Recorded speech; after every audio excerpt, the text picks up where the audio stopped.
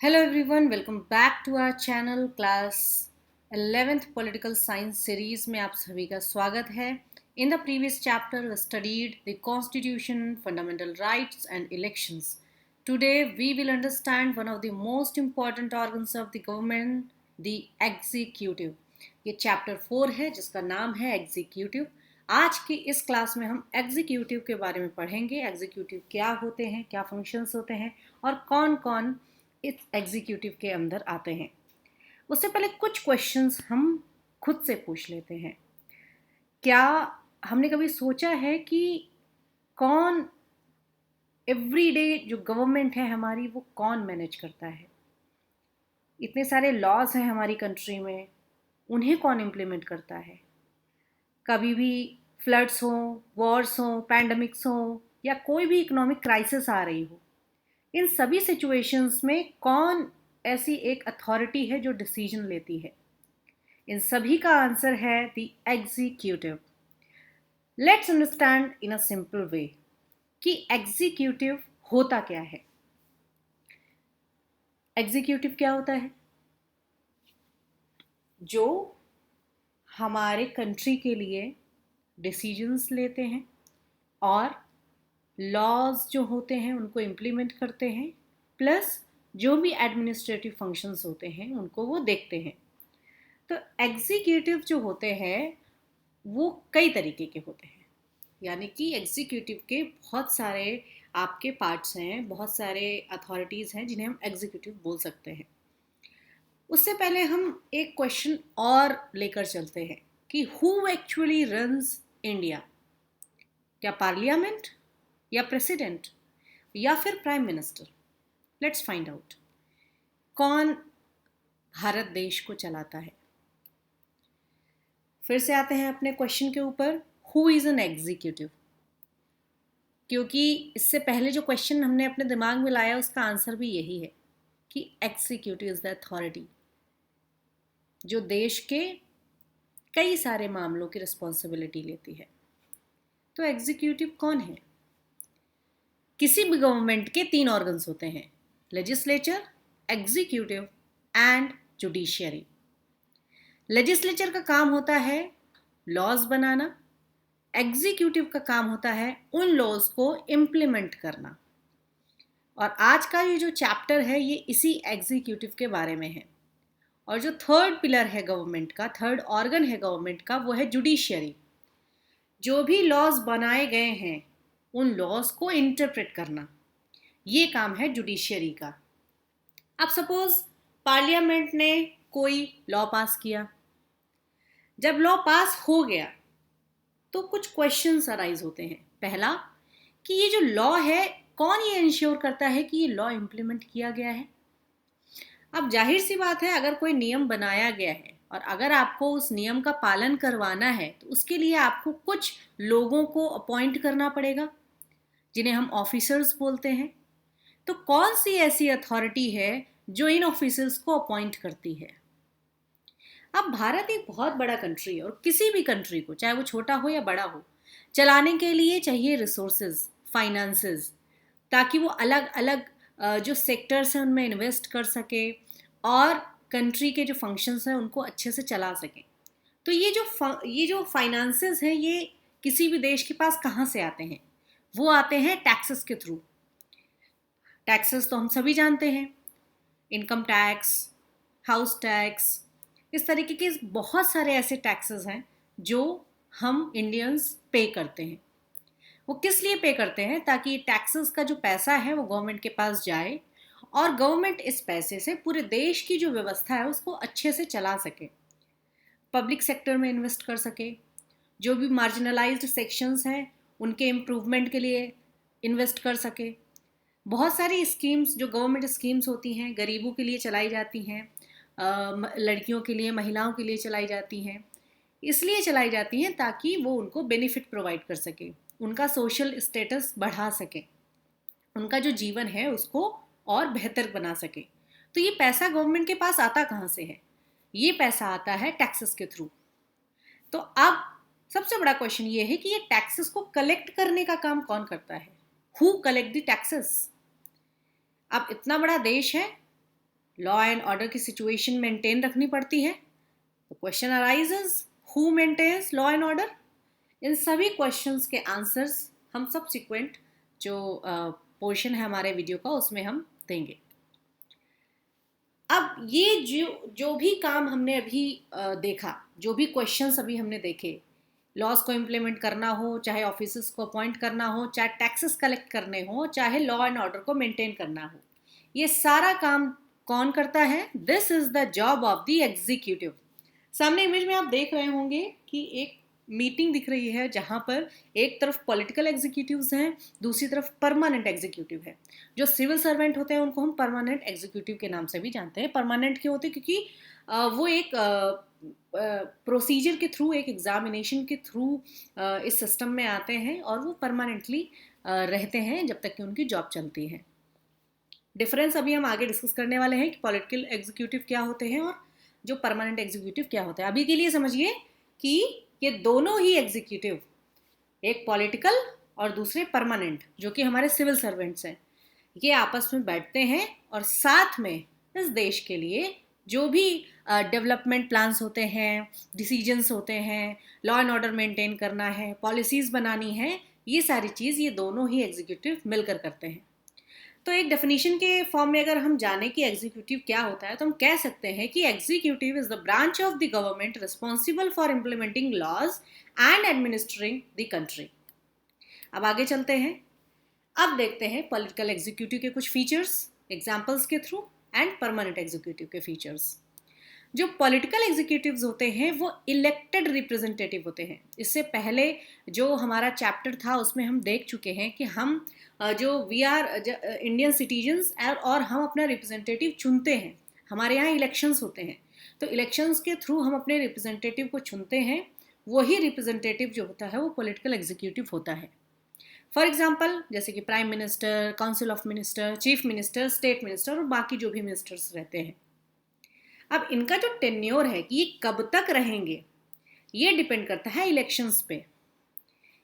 हो सकता है एक व्यक्ति बार बार इलेक्शंस जीत के आ रहा है और वो पॉलिटिकल एग्जीक्यूटिव बनता चला जा रहा है, यानी कि उसका टेन्योर बहुत बड़ा है। हो सकता है कि कोई व्यक्ति केवल एक बार इलेक्शन जीता और दूसरी बार हार गया, यानी कि उसका टेन्योर उतना ही रह जाएगा।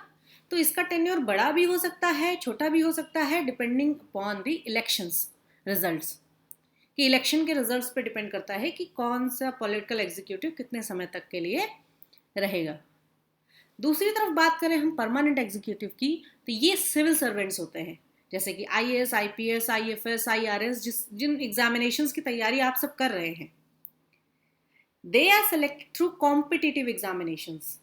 कॉम्पिटिटिव एग्जाम्स होते हैं, उनके थ्रू वो सेलेक्ट किए जाते हैं और ये परमानेंट होते हैं।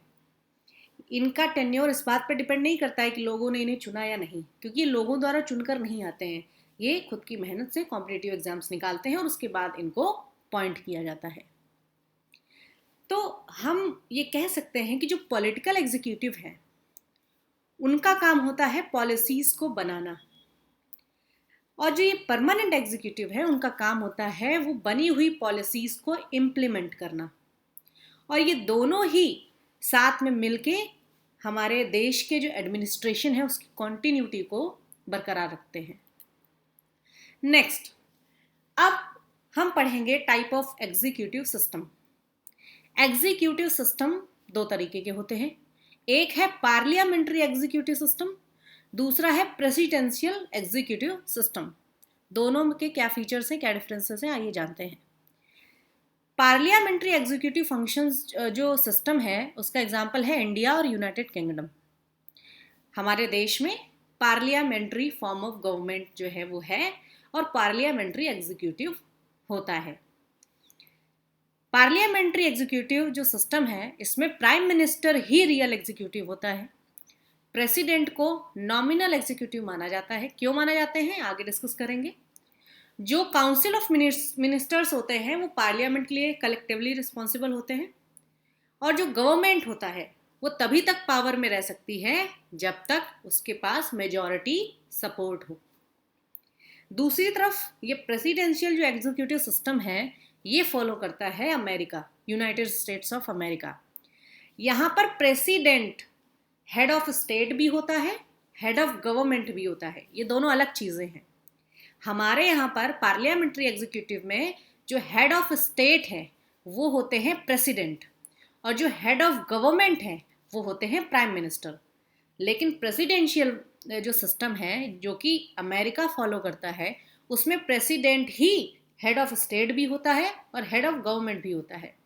इनका एक फिक्स्ड टेन्योर होता है और लेजिस्लेचर ईजिली प्रेसिडेंट को रिमूव नहीं कर सकती। इंडिया ने पार्लियामेंट्री सिस्टम को अपनाया क्योंकि ये बेटर अकाउंटेबिलिटी प्रोवाइड करता है। अब हम चलते हैं प्रेसिडेंट ऑफ इंडिया के बारे में बात करने। प्रेसिडेंट ऑफ इंडिया जो है उन्हें हम हेड ऑफ स्टेट कहते हैं, और वो एक कॉन्स्टिट्यूशनल हेड ऑफ स्टेट होते हैं क्योंकि कॉन्स्टिट्यूशन का आर्टिकल 52 ये कहता है there shall be a president of India. इसलिए हम प्रेसिडेंट को कॉन्स्टिट्यूशनल हेड ऑफ स्टेट भी कहते हैं क्योंकि कॉन्स्टिट्यूशन में मेंशन है। वैसे तो प्रेसिडेंट में ही एग्जीक्यूटिव पावर्स जो होती हैं वो वेस्टेड होती हैं, लेकिन वो अपनी इन एग्जीक्यूटिव पावर्स को अपनी मर्जी से यूज नहीं कर सकता। उसके लिए उसको एडवाइस लेनी पड़ती है काउंसिल ऑफ मिनिस्टर्स की, जिसको हेड करते हैं प्राइम मिनिस्टर। इलेक्शन की अगर हम बात करें तो प्रेसिडेंट को इनडायरेक्टली इलेक्ट किया जाता है इलेक्टोरल कॉलेज के थ्रू। और ये इलेक्टोरल कॉलेज में कौन कौन होते हैं? इसमें होते हैं elected members of parliament and elected members of state legislative assemblies. याद रखिए यहाँ पर नॉमिनेटेड मेंबर्स का जिक्र नहीं किया गया है, केवल जो इलेक्टेड मेंबर्स हैं वो ही इस इलेक्टोरल कॉलेज का पार्ट होते हैं। और यहाँ हम प्रोपोर्शनल रिप्रेजेंटेशन जो एक तरीका है इलेक्शन का, उसको यहाँ पर हम अपनाते हैं। कोई भी व्यक्ति प्रेसिडेंट बनने के लिए क्वालिफाई कब करता है? जब वो एक इंडियन सिटीजन हो और उसकी मिनिमम एज 35 ईयर की हो। साथ ही साथ ही is to be qualified to become a member of Lok Sabha. आप कमेंट सेक्शन में आपको बताना है, आपके लिए क्वेश्चन है कि लोकसभा का मेंबर बनने के लिए क्या क्वालिफिकेशन होनी चाहिए। प्लीज जरूर कमेंट करके बताइए ताकि मुझे भी पता चले कि आप कितनी अच्छे से तैयारी कर रहे हैं और आपको कितनी नॉलेज है। और ये सेशन भी इंटरेक्टिव होगा। टेन्योर की बात करें तो प्रेसिडेंट का जो टेन्योर होता है वो 5 साल का होता है और वो री इलेक्शन के लिए एलिजिबल होते हैं। इनकी पावर्स क्या क्या होती हैं? 5 पावर्स। पहली एग्जीक्यूटिव पावर्स। एग्जीक्यूटिव पावर्स क्या क्या होती हैं? प्रेसिडेंट प्राइम मिनिस्टर को अपॉइंट कर सकते हैं, मिनिस्टर्स को अपॉइंट करते हैं, गवर्नर्स, जजेस, अटॉर्नी जनरल और कंट्रोलर एंड ऑडिटर जनरल को भी ये अपॉइंट करते हैं। तो ये अपॉइंटमेंट का काम जो है वो प्रेसिडेंट का होता है, ये उनकी एग्जीक्यूटिव पावर्स होती हैं। लेजिस्लेटिव पावर्स में उनके पास क्या क्या पावर्स होती हैं? तो वो पार्लियामेंट को समन कर सकते हैं, एड्रेस कर सकते हैं, बिल को अपने एसेंट प्रोवाइड कर सकते हैं, और अगर पार्लियामेंट सेशन में नहीं है तो ऑर्डिनेंसेस भी प्रोमलगेट कर सकते हैं। फाइनेंशियल पावर्स में उनके पास क्या पावर्स रहती हैं? तो जो भी बजट जो है इंट्रोड्यूस किया जाता है पार्लियामेंट में, वो प्रेसिडेंट के रिकमेंडेशन के बाद ही इंट्रोड्यूस किया जाता है। मनी बिल्स को भी प्रेसिडेंशियल रिकमेंडेशन की ज़रूरत होती है। जुडिशियल पावर्स की अगर हम बात करें तो वो पार्डन प्रोवाइड कर सकते हैं, रिप्रीव, रेमिशन, रेस्पाइट एंड कम्यूटेशन। ये पावर्स जो है वो ग्रांट कर सकते हैं। इमरजेंसी पावर्स भी प्रेसिडेंट के पास होती हैं, जैसे कि वो नेशनल इमरजेंसी को प्रोक्लेम कर सकते हैं, स्टेट इमरजेंसी प्रोक्लेम कर सकते हैं, फाइनेंशियल इमरजेंसी भी प्रोक्लेम कर सकते हैं। तो ये उनकी इमरजेंसी पावर्स हैं। इन सभी चीज़ों के बारे में डिटेल में डिस्कस करेंगे जब हम प्रेसिडेंट को बिल्कुल अलग से एक नए टॉपिक में अलग चैप्टर में डिस्कस करेंगे। अभी इस चैप्टर के लिए इतनी ही इंफॉर्मेशन जो है वो रिक्वायर्ड है।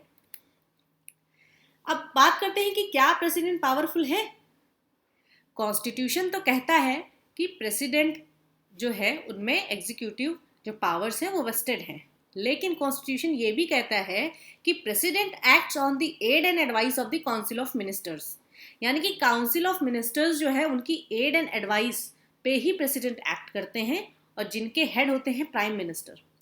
इसलिए प्रेसिडेंट को जनरली नॉमिनेटिव एग्जीक्यूटिव या नॉमिनल एग्जीक्यूटिव जो है वो हम उस बोलते हैं। रियल एग्जीक्यूटिव अथॉरिटी जो है वो प्राइम मिनिस्टर के पास होती है और काउंसिल ऑफ मिनिस्टर्स के पास में होती है। लेकिन कुछ ऐसी सिचुएशंस होती हैं जैसे कि हंग पार्लियामेंट, उस समय प्रेसिडेंट अपनी जो भी डिस्क्रिशन पे यानी कि अपनी खुद की क्षमता, बौद्धिक क्षमता, या हम बोले कि खुद के बेसिस पे वो अपनी पावर्स को एक्सरसाइज कर सकते हैं। हंग पार्लियामेंट के केस में खुद डिसीजन ले सकते हैं without the advice of council of ministers. अब हम बात करते हैं वॉइस प्रेसिडेंट की। Vice president is the second highest constitutional body. अगर प्रेसिडेंट की पोजीशन जो है या प्रेसिडेंट का जो ऑफिस है वो वेकेंट है, उस समय वॉइस प्रेसिडेंट एज प्रेसिडेंट काम करते हैं, एक्ट करते हैं। साथ ही साथ राज्यसभा के एक्स ऑफिशियो चेयरमैन भी होते हैं, यानी कि जो भी व्यक्ति वॉइस प्रेसिडेंट बन रहा है वो खुद ब खुद एक्स ऑफिशियो चेयरमैन माना जाएगा राज्यसभा का। He is elected by members of both the houses of the parliament. अब आपके लिए क्वेश्चन है कि क्या इसमें नॉमिनेटेड मेंबर्स भी हैं या केवल इलेक्टेड मेंबर्स हैं। अब बात करते हैं प्राइम मिनिस्टर की।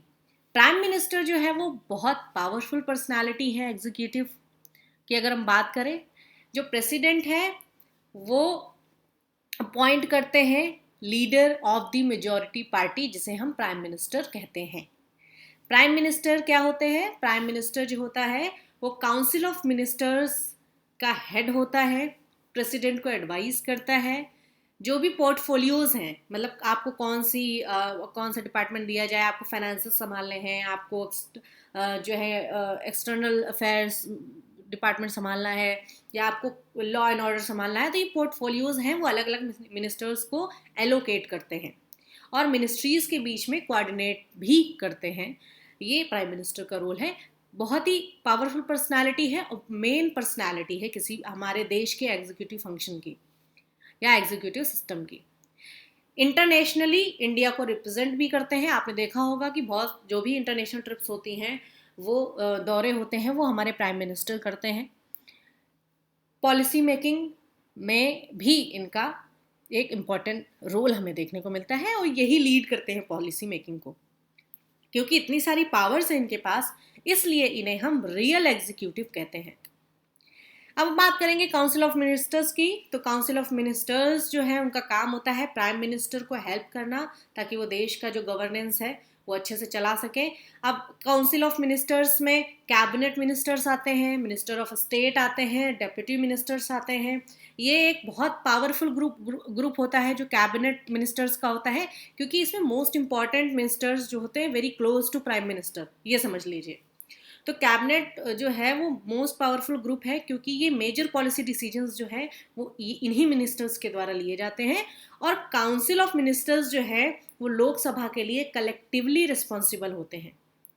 अगर लोकसभा में नो कॉन्फिडेंस मोशन पास किया जाता है तो पूरी की पूरी काउंसिल ऑफ मिनिस्टर्स को रिजाइन करना पड़ेगा, यानी कि वो कलेक्टिवली रिस्पॉन्सिबल होते हैं, कोई एक मिनिस्टर नहीं। अगर मोशन पास होता है तो पूरी की पूरी काउंसिल को रिजाइन करना पड़ता है। अब हम बात करते हैं परमानेंट एग्जीक्यूटिव यानी कि ब्यूरोक्रेसी की। जो परमानेंट एग्जीक्यूटिव है, जिसे हम ब्यूरोक्रेसी भी बोलते हैं, इनका काम होता है जो भी पॉलिसीज गवर्नमेंट बना रही है, यानी कि जो पॉलिटिकल एग्जीक्यूटिव बना रहा है पॉलिसीज, उन पॉलिसीज को इम्प्लीमेंट करना, रिकॉर्ड्स को मेंटेन करना, मिनिस्टर्स को एडवाइस करना, पब्लिक सर्विसेज प्रोवाइड करना और एडमिनिस्ट्रेशन को बनाए रखना। सबसे मेन बात, सिविल सर्वेंट्स को ऐसा माना जाता है कि उन्हें हमेशा पॉलिटिकली न्यूट्रल रहना चाहिए और कौन सी गवर्नमेंट है कौन सी नहीं है उसका उन पे कोई फर्क नहीं पड़ना चाहिए। Regardless of which party forms the government, उनको अपनी सर्विसेज उसी तरीके से सबको प्रोवाइड करनी है, यानी कि उनको बायस्ड नहीं होना है, उनको किसी के साथ डिस्क्रिमिनेशन नहीं करना है। अब क्विक रिवीजन कर लेते हैं अभी तक जो जो कुछ हमने पढ़ा। सबसे पहले हमने देखा कि जो एग्जीक्यूटिव होता है, जो भी लॉज होते हैं उनको इम्प्लीमेंट करने का काम किसका है? एग्जीक्यूटिव का। बनाने का काम किसका है? एग्जीक्यूटिव का। जो पॉलिटिकल एग्जीक्यूटिव होते हैं वो इलेक्टेड होते हैं, और जो परमानेंट एग्जीक्यूटिव होते हैं वो हमारे सिविल सर्वेंट्स होते हैं, वो एक एग्जामिनेशन के थ्रू आते हैं।